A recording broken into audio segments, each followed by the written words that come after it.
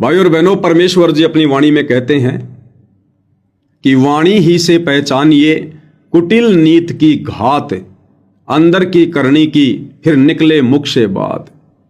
कि जो छुपा रुस्तम व्यक्ति होता है ना, जिसके अंदर कुछ और होता है, बाहर कुछ और दिखता है, जिसकी करनी और कथनी में अंतर होता है, कहते हैं ऐसे व्यक्ति का पता उसके शब्दों से चलता है, उसके प्रवचनों से चलता है, उसकी वाणी से चलता है कि उसके अंदर कितनी गंध भरी हुई है, कितना ज्ञान है और कितना अज्ञान है। तो परमेश्वर कहते हैं वाणी ही से पहचानिए कुटिल नीत की घात, अंदर की करनी की फिर निकले मुख से बात। एक अन्य वाणी में परमेश्वर फरमाते हैं कि साधु शब्दां परखिए दुख पड़े घरनार, और सूर वीर जद जानिए जब रण बाजे तलवार। साधु संत भगत की पहचान उसके शब्दों से होती है। औरत की पहचान उस समय होती है जब उसके पति के ऊपर कोई संकट आता है, और सूरवीर व्यक्ति की पहचान उस समय होती है जब वो युद्ध के मैदान में होता है। तो भाइयों और बहनों, इन सतलोक आश्रम के मुख्य व्यक्तियों को परमेश्वर रामपाल जी के सतभक्ति विधान का कितना ज्ञान है और कितना इनके अंदर अज्ञान भरा हुआ है। आज ये वीडियो 2 घंटे का बनेगा या 3 घंटे का बनेगा, ये तो परमेश्वर जाने, लेकिन आज इस वीडियो में परमेश्वर एडी से लेकर चोटी तक इन लोगों के अंदर कितना ज्ञान है और कितना अज्ञान है, और किस प्रकार से भोली भाली नादान संगत के बीच में ये लोग महिमा बनाकर बैठे हुए हैं, सब कुछ परमेश्वर आज क्लियर करवा देंगे। आपने इस वीडियो को बहुत ही धैर्यपूर्वक, शांतिपूर्वक और निष्पक्षता पूर्वक देखना होगा।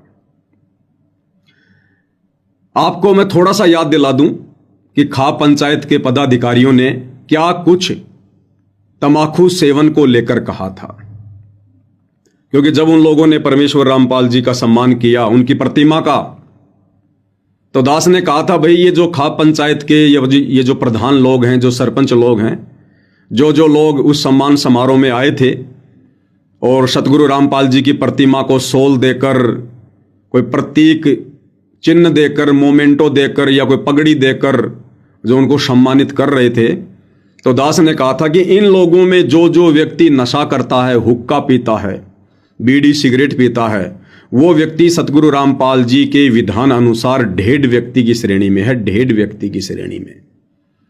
और कोई भी ढेड व्यक्ति सतगुरु रामपाल जी का सम्मान करने का अधिकारी नहीं है, चाहे वो राजा से लेकर प्रजा कोई भी क्यों ना हो। तो इस बात को लेकर फिर इन लोगों ने एक प्रेस कॉन्फ्रेंस की थी। 40 मिनट का वीडियो इन खाप पंचायत के प्रधानों ने सतलोक आश्रम वालों के साथ मिलकर बनाया था। तो उस वीडियो का कुछ एक अंश दास आपको दिखाना चाहता है कि उन लोगों ने नशे को लेकर, हुक्के को लेकर और इन सतलोक आश्रम वालों के मुख्य व्यक्तियों के साथ बैठकर इनके मुंह पर क्या कुछ उन्होंने हुक्के के विषय में कहा। पहले आपको छोटा सा एक वीडियो दिखा देते हैं। कहने का मतलब यो है, अगजो भाई कौन है बताओ तो अपना आपने संत रामपाल का चेला है, लेकिन पंचायत के लिए वो शब्द प्रयोग करें जब जिसका कोई भी मतलब गिरा हुआ सत्र हो, शब्द नीचा। ये 2 ढेड आदमी है, पंचायतियां का के मांगे, इनने यो क्यों सम्मान करे और इनका के सम्मान होता, ये उसके अभद्र भाषाओं को सुन के भाई दिल बड़ा काल पाया। पहली बात तो मैं इस प्रधान साहब को ये बता दूं कि मैंने पंचायत के लिए ऐसा कोई शब्द प्रयोग नहीं किया। मैंने उन व्यक्तियों के लिए उन शब्दों का प्रयोग किया है जिन शब्दों का प्रयोग मेरे परम पूज्य परमेश्वर सतगुरु रामपाल जी भगवान ने किया है। मैंने केवल उनके शब्दों को दोहराया है, और मैंने वो शब्द पंचायतियों के लिए नहीं किया। मैंने उन लोगों के लिए किया जो लोग हुक्का पीते हैं, शराब पीते हैं, मांस खाते हैं, बीड़ी सिगरेट पीते हैं। उन सब व्यक्तियों को सतगुरु रामपाल जी ने अपने सत्संग में काफिर के अंग में काफिर व्यक्ति की संज्ञा दी है, ढेड और नीच व्यक्ति की संज्ञा दी है। तो प्रधान जी के द्वारा यह कहना कि पंचायत के लिए उन शब्दों का प्रयोग किया गया है, ये गलत है। एक दूसरे जनरल सेक्रेटरी जी हैं रामफल राठी जी, उनके भी विचार सुन लीजिए तमाकू को लेकर, हुक्के को लेकर, जो कि सतगुरु रामपाल जी के परम भक्तों के सामने बैठकर क्या कुछ कह रहे हैं हुक्के के विषय में। मैं रामफल राठी 24वीं सरोखा पंचायत का जनरल सेक्रेटरी। 2 दिन से विशेष वीडियो लोगों ने हमारे पास फोन भी किए, वीडियो भी दिखाई। को पवन दास नाम का व्यक्ति है, महाराज जी की भी फोटो कैल से उठा लेता है और ये कहता है भाई ये हुक्का तो पंचायत का दादा लाई है, ये पीएंगे। और हुक्का पीने वाले नीच होते हैं, ढेड होते हैं, घटिया होते हैं। और हुक्का पीने वाले नीच होते हैं, ढेड होते हैं, घटिया होते हैं। और हुक्का पीने वाले नीच होते हैं, ढेड होते हैं, घटिया होते हैं। तो भाई और बहनों, आपने सुना कि क्या कुछ ये खा पंचायत के लोग कह रहे हैं कि इस पवन दास ने हुक्का पीने वालों के लिए क्या क्या शब्द प्रयोग किए गए हैं कि हुक्का पीने वाले ढेड होते हैं, हुक्का पीने वाले नीच होते हैं, हुक्का पीने वाले घटिया होते हैं। बिल्कुल मैंने इन्हीं शब्दों का प्रयोग किया था हुक्का पीने वालों के लिए, तमाकू सेवन करने वालों के लिए। और यही शब्द मेरे परम पूज्य परमेश्वर सतगुरु रामपाल जी भगवान ने प्रयोग किए हुक्का पीने वालों के लिए, शराब पीने वालों के लिए। अब भाई और बहनों, ये सारे के सारे शब्द हुक्के को लेकर जो इन प्रधानों के मुख से बोले जा रहे हैं, ये शब्द इन्हीं के साथ में बैठकर ये सतलोक आश्रम के मुख्य व्यक्ति भी सुन रहे हैं। इस सतलोक आश्रम के मुख्य व्यक्ति भी सुन रहे हैं इन शब्दों को। कौन कौन बैठे हुए हैं? डॉक्टर चांद राठी जी, सतलोक आश्रम के मीडिया प्रभारी, संत रामपाल जी के मुकदमों में उनके वकील भी अपने आप को बताते हैं कि मैं संत रामपाल जी का वकील हूं। दूसरा व्यक्ति अमन गोदारा, हरियाणा का स्टेट कोऑर्डिनेटर। तीसरा व्यक्ति विकास सिंह पुरिया, सतलोक आश्रम में एक मुख्य सेवादार। ये तीनों व्यक्ति वहां सामने बैठे हुए हैं। भाई और बहनों, ये जो वीडियो बन रहे हैं सामान्य वीडियो नहीं है। आने वाले समय में पूरी दुनिया इन वीडियो को देखा करेगी। टीवी चैनलों पर ये वीडियो चलेंगे और इसी प्रकार से आत्माएं गुरुदेव के सत्संगों के साथ साथ साथ संगति की वीडियो देखकर निर्णय करेंगी, भक्ति मार्ग पर दृढ़ होंगे, गलतियां करने से बचेंगे। इन वर्तमान में सतलोक आश्रम वालों के द्वारा जो घोर गलतियां की जा रही है, इन गलतियों से आने वाले समय में दुनिया शिक्षा लेगी। वीडियो की शुरुआत में मैंने कहा था कि सतलोक आश्रमों से जुड़ी बाबा रामपाल जी की 90% नशे का समर्थन करने वाली संगत को मुझ पवन दास की तरफ से प्यार भरा सत साहिब। भाई और बहनों, ये तीनों महामूर्ति, ये तीनों सतलोक आश्रम के पदाधिकारी अपने मुंह पर ताला लगा के बैठे, ताला लगाकर, जैसे इनकी जीभ को अधरंग मार गया हो, लकवा मार गया हो, पैरालाइसिस हो गई हो। आप सबको पता है कि काफिर के अंग में सतगुरु रामपाल जी ने हुक्का पीने वालों को ढेड कहा है, नीच कहा है, काफिर कहा है, घटिया व्यक्ति कहा है, परमात्मा का द्रोही कहा है। और इन सतलोक आश्रम के मुख्य लोगों के सामने बैठकर ये जगत वाले लोग, ये पंचायत के प्रधान लोग सरेआम कह रहे हैं कि वो पवन दास हुक्का पीने वालों को ढेड कहता है, नीच कहता है, काफिर कहता है, घटिया कहता है। और ये सतलोक आश्रम के मुख्य व्यक्ति अपने मुंह पर ताला लगाकर बैठे हैं, जुबान को लॉक करके बैठे हैं। इसका क्या मतलब है कि ये तीनों व्यक्ति नशे के समर्थन में हैं। इन तीनों व्यक्तियों को कोई ऑब्जेक्शन नहीं है, कोई प्रॉब्लम नहीं है यदि कोई नशा कर रहा है तो। इन तीनों व्यक्तियों ने अपने परम पूज्य परमेश्वर सतगुरु रामपाल जी के सत्संगों को भी साइड में कर दिया, ठोकर मार दी, धूल में मिला दिया। अरे गुरुदेव ने बताया कि भगत वो होता है जो सच को सच कहे, सच बात का समर्थन करे।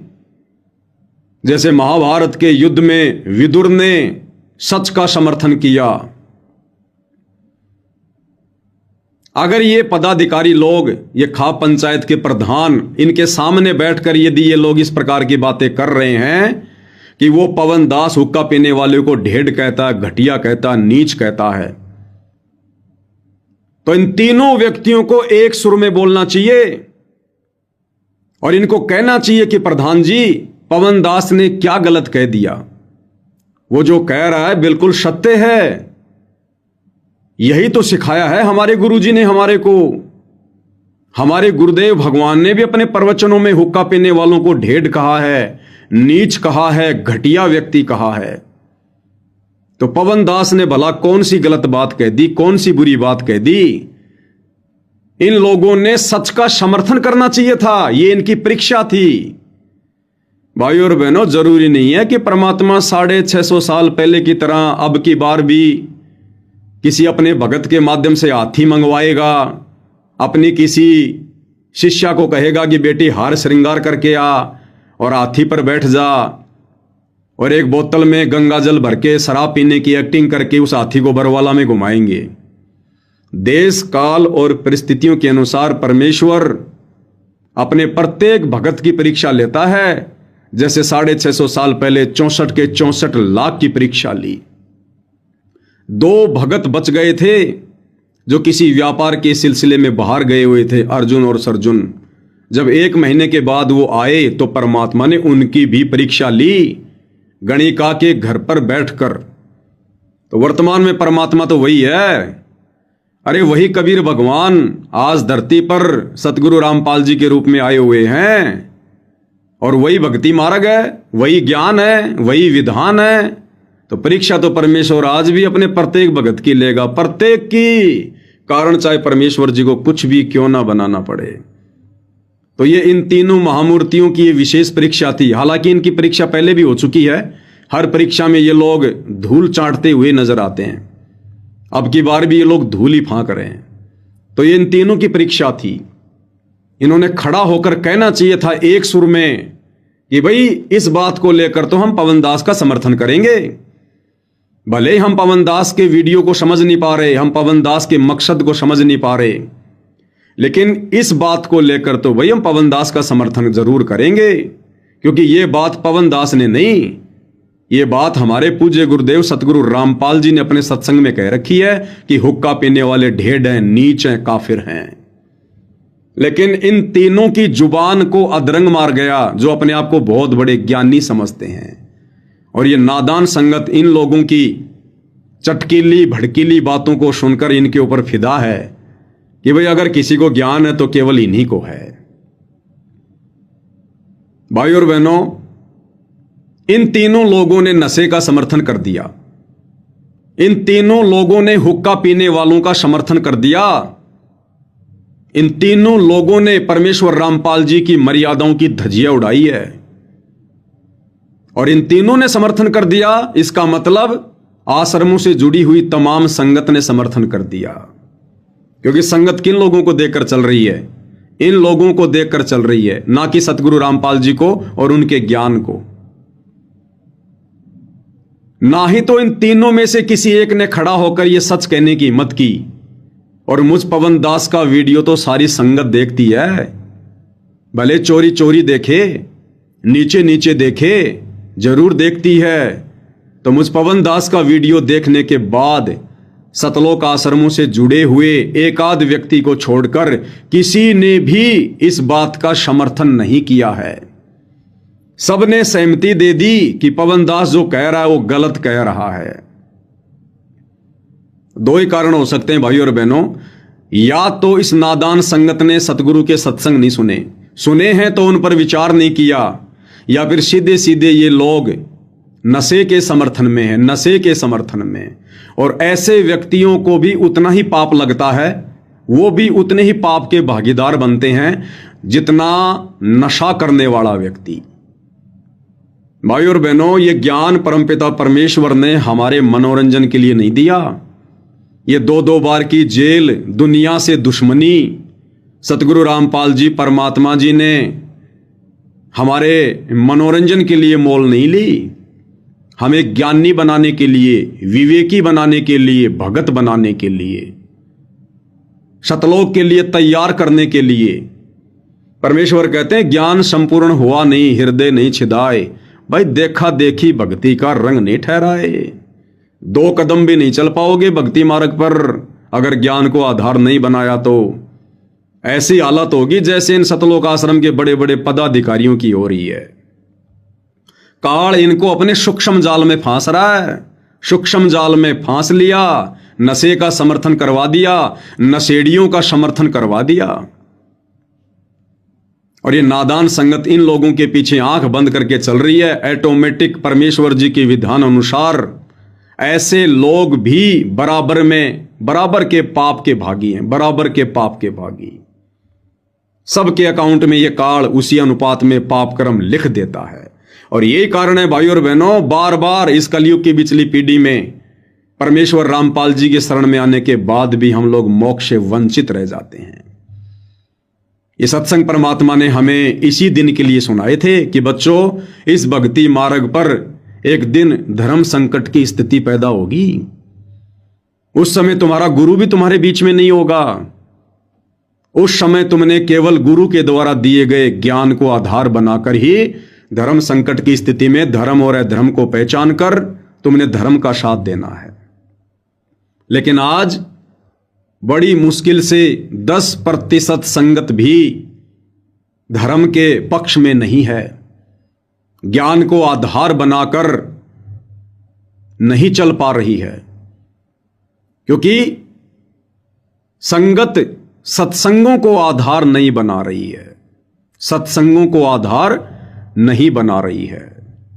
अरे याद करो वो सत्संग पूज्य गुरुदेव भगवान का, जो परमेश्वर जी ने महाभारत की कथा सुनाते समय हमें बताया था। जिस समय दुर्योधन के कहने पर दुशासन अपनी मां समान भाभी को भरी सभा में उसके बाल पकड़कर घसीटता हुआ लेकर आया था,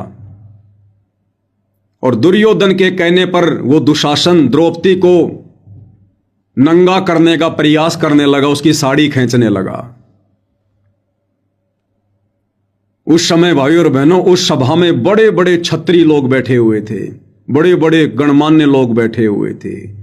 गंगा पुत्र भीष्म पितामह, सूरवीर वो कर्ण और उनका गुरु द्रोणाचार्य, ये 3 बहुत बड़ी तोप थी। जैसे इन खाप पंचायत वालों के सामने ये सतलोक आश्रम के 3 पदाधिकारी बैठे हुए हैं। हालांकि ये लोग इतनी बड़ी तोप नहीं है, लेकिन काफी कुछ ये लोग संगत का मार्गदर्शन करते हैं। तो उस समय महाभारत की उस सभा में जिस समय द्रौपदी का चीर हरण करने का प्रयास किया जा रहा था दुशासन के द्वारा, उस समय वो विश्व की 3 बहुत बड़ी तोप बैठी हुई थी। गंगा पुत्र भीष्म पितामह, कर्ण और द्रोणाचार्य। लेकिन भाइयों और बहनों, अपनी आंखों से देखकर भी, कानों से सुनकर भी कि दुर्योधन जो कर रहा है वो गलत है, नीति के खिलाफ है, विधान के खिलाफ है। भाभी तो मां समान होती है। सारी बातें जानकर, देखकर, सुनकर भी वो लोग अपनी जुबान पर ताला लगाकर बैठे रहे, बोलने की हिम्मत नहीं की। और अंत में क्या हुआ उनके साथ में? उनकी दुर्गति से मौत हुई, दुर्गति से मौत। परमेश्वर अपनी अमृतवाणी में कहते हैं कि द्रौपदी चीर हरण में भीष्म, कर्ण और द्रोण ने कहीं ना आडी तिथि, ताते महाभारत के युद्ध में उनके साथ ऐसी भयंकर बीती। उनका बक्कल उतरा, दुर्गति से मौत हुई, उनकी दुर्गति से। क्योंकि उन तीनों के तीनों ने दुर्योधन का समर्थन कर दिया। तीनों के तीनों ने। ठीक इसी प्रकार भाइयों और बहनों, इन सतलोक आश्रम के तीनों पदाधिकारियों ने डॉक्टर चांद राठी ने, अमन गोदारा ने, विकास सिंह पुरिया ने, जब ये खाप पंचायत के प्रधान हुक्के को लेकर कह रहे थे कि ये पवन दास हुक्का पीने वालों को ढेड कहता है, नीच कहता है, काफिर कहता है, और ये तीनों के तीनों लोग इस बात से परिचित होने के बावजूद भी कि हुक्का पीने वालों को ढेड, काफिर और नीच तो सतगुरु रामपाल जी ने कहा है। सतगुरु रामपाल जी के मुख से सुनने के बाद उनके भगत आगे कहते हैं पवन दास ने कहा है, तो इसमें पवन दास ने भला क्या गलत कर दिया। लेकिन तीनों के तीनों ने हुक्का पीने वालों का समर्थन कर दिया। जिस प्रकार से उस भरी सभा में जो विधान के खिलाफ हो रहा था और तीनों के तीनों महारथी चुपचाप थे, मुंह पर ताला लगाकर बैठे हुए थे, और अंत में क्या हसर हुआ उस सेना का और उन तीनों महारथियों का। आपको पूज्य गुरुदेव भगवान के मुख कमल से एक छोटा सा सत्संग सुनाते हैं, जिसमें गुरुदेव भगवान ने यही सारी बातें बताई है। और गुरुदेव ने कहा कि पंचायती वही होता है जो पंचायत में बैठकर हक की बात करे, अन्यथा पंचायत से उठ जाना चाहिए, चाहे कोई नाराज हो, चाहे कोई राजी रहे। उस सभा में एक व्यक्ति पंचायती था, धर्म बीज था, भक्ति बीज था, विदुर। उस बड़ी सभा में केवल अकेला विदुर खड़ा हुआ और विदुर ने कहा कि भाई विदुर कहे ये बंधु थारा, एक के कुल एक के परिवारा। विदुर ने कहा रे नादान दुर्योधन, अरे पांडव भी तो तुम्हारे भाई बंधु हैं, ये द्रौपदी तो तेरी मां समान है, तुम्हारा एक ही परिवार है, क्यों अपनी इज्जत खुद ही उछाल रहे हो? इतिहास तुम्हें धिक्कारेगा आने वाले समय में। विदुर कहे ये बंधु थारा, एक के कुल एक के परिवारा। जब इतनी बात सुनी दुर्योधन ने, और दुर्योधन ने इशारा किया दुशासन को, दुशासन ने अपने चाचा विदुर को थप्पड़ मारा। विदुर के मुंह पर लगा थपेड़ा, तू तो है पांडवों का चेहरा, कि तू तो हमेशा पांडवों का पक्ष लेता है। तो दुशासन ने विदुर के मुंह पर थप्पड़ मारा, और जब दुशासन ने विदुर के मुंह पर भरी सभा में थप्पड़ मारा तो परमात्मा कहते हैं भीष्म, द्रोण और वो कर्ण मुस्काया। वो तीनों मंद मंद मुस्कुरा रहे हैं कि बहुत अच्छा किया, बहुत अच्छा किया। ठीक इसी प्रकार ये जो खाप पंचायतों के प्रधान जो नीति विरुद्ध बात कर रहे हैं और कह रहे हैं कि पवन दास या तो माफी मांगे या फिर पवन दास पर मुकदमा करेंगे, और ये बातें सुनकर ये सतलोक आश्रम वाले अंदर ही अंदर खुश हो रहे हैं, लड्डू फूट रहे हैं और कह रहे हैं हम भी पवन दास पर मुकदमा करेंगे, तुम भी पवन दास पर मुकदमा करो। इन जगत वालों का समर्थन कर रहे हैं, हुक्के का समर्थन कर रहे हैं, नशे का समर्थन कर रहे हैं। भाइयों और बहनों, अंत में वो सच कहने वाला ही बचा था। महाभारत के युद्ध में परमात्मा ने किसी न किसी बहाने उसको तीर्थों की यात्रा पर भेज दिया था, और बाकी उन बड़ी बड़ी तोपों का जो सोच रहे थे हमारा कुछ नहीं बिगड़ेगा, अधर्म के पाले में खड़े होने के कारण, सच ना कहने के कारण अंत में उनकी दुर्गति हुई। दुर्गति जिस गंगा जी में नहाने से दुनिया सोचती हमारे पाप कर्म धुल जाएंगे, मोक्ष हो जाएगा, उद्धार हो जाएगा, उस गंगा के बेटे का, भीष्म पितामह का सच का साथ ना देने के कारण उसकी कैसी दुर्गति से उसकी मौत हुई थी। तो गुरुदेव भगवान क्या कह रहे हैं, एक भगत के क्या लक्षण हैं, एक पंचायती के क्या लक्षण हैं। और हमने गुरुदेव भगवान के मुख कमल से सुनने के बाद भाइयों और बहनों, चाहे हमारी इज्जत हो, चाहे हमारी बेइज्जती हो, चाहे हमें देश से निकाला जाए, चाहे हमें गांव से निकाला जाए, हम भक्तों ने केवल सच का ही साथ देना है, क्योंकि हमारे गुरुदेव भगवान ने हमें केवल यही सिखाया है, यही। तो क्या कह रहे हैं गुरुदेव भगवान, उन्हीं के मुख कमल से हम सुनते हैं। क्या कह रहे हैं मालिक? जन पहुंच गया और पकड़ के उसके बाल यहां से घसीट के लाया ना, बुरी तरह बेइज्जती करके सभा में खड़ी कर दी। अब दुशासन ने कहा कि क्या आदेश है भाई इसके लिए? दुर्योधन ने कहा कि इसको नंगी कर दे, इसकी साड़ी चीर उतार दे। हम तो अंधे हैं, अंधों की संतान अंधी होती है, हमें थोड़ा ही कुछ दिखाई देगा इसका। अब यूं कह करके उसने दुशासन जो ही उसकी तरफ चला, उसका पल्ला पकड़ लिया साड़ी उतारने के लिए। तब उसने भीष्म पितामह द्रोणाचार्य और कर्ण की तरफ कहा, जो वहां बैठे थे, उनसे प्रार्थना की, नीची गर्दन कर ली, क्योंकि उस दुर्योधन के दुष्ट अन्न को खाकर उनके अंदर दोष पैदा हो गया था। फिर उसने देखा अपने 500 पांडव बैठे थे वहां पर कि ये अब कैसे सहन करेंगे मेरी इस बेइज्जती को। तब उनकी तरफ देखा, उन्होंने भी नीची गर्दन कर ली, क्योंकि वो वचन में बंध चुके थे। अब उसने देखा है कमाल की बात होगी, कोई भी नहीं सुन रहा मेरी। अपना आत्माओं सुनिए, वहां वो 3 ऐसी बला बैठी थी, ऐसे सूरवीर बैठे थे। कौन कौन? द्रोणाचार्य, भीष्म पितामह और कर्ण। उनमें से एक भी खड़ा होकर यूं कह देना, दुशासन खबरदार दे इस बेटी का हाथ लगाया थे। निकम्मो तुम क्या कर रहे हो? ऐसा जुल्म के तो देखा ना सुना, ऐसी बेइज्जती कर रहे हो तुम। तो दुर्योधन की हिम्मत नहीं थी, वो इतने सूरवीर थे, उनको पता था कि न एक बार हथियार उठा लिया थारा सारा वकल तार देंगे। और भीष्म पितामह उनका सबसे बुजुर्ग आदमी बैठा, और वो भी दुष्ट वहीं बैठा रहा, एक भी ओछी बंदी नहीं की तुम क्या कर रहे हो। मान लीजिए सभा में एक बार टोकना चाहिए, तुम गलत कर रहे हो, ये ठीक नहीं, और नहीं मानता है तो उठ कर चला जाना चाहिए। वो उठकर भी नहीं गए, तीनों के तीनों वहीं बैठे रहे। उनके मन में दोष था कि हम भी इसको नंगी देखें, नहीं तो उठ के चले जाते। नहीं मानते, ना खड़ा होकर कहना चाहिए था भाई गलत कर रहे हो, और फिर भी नहीं मानते हैं बच्चे तो उठ के चला जाना चाहिए। ये नियम होता है सभा का, एक सभ्य व्यक्ति का नियम होता सभा का। तो इसी प्रकार भाई और बहनों, यदि इन सतलोक आश्रम के तीनों पदाधिकारियों में से, चाहे वो चांद राठी हो, अमन गोदारा हो या विकास सिंह पुरिया हो, अगर इन तीनों में से एक की भी आत्मा जागृत हो जाती, एक ने भी यदि सच कहने की हिम्मत की होती और खड़ा होकर कह देता उन खाप पंचायत के प्रधानों को कि भाई सरपंचों तुम्हारी सारी बातें सही हैं, लेकिन भाई इस बात पर पवन दास पर किस बात का मुकदमा होगा?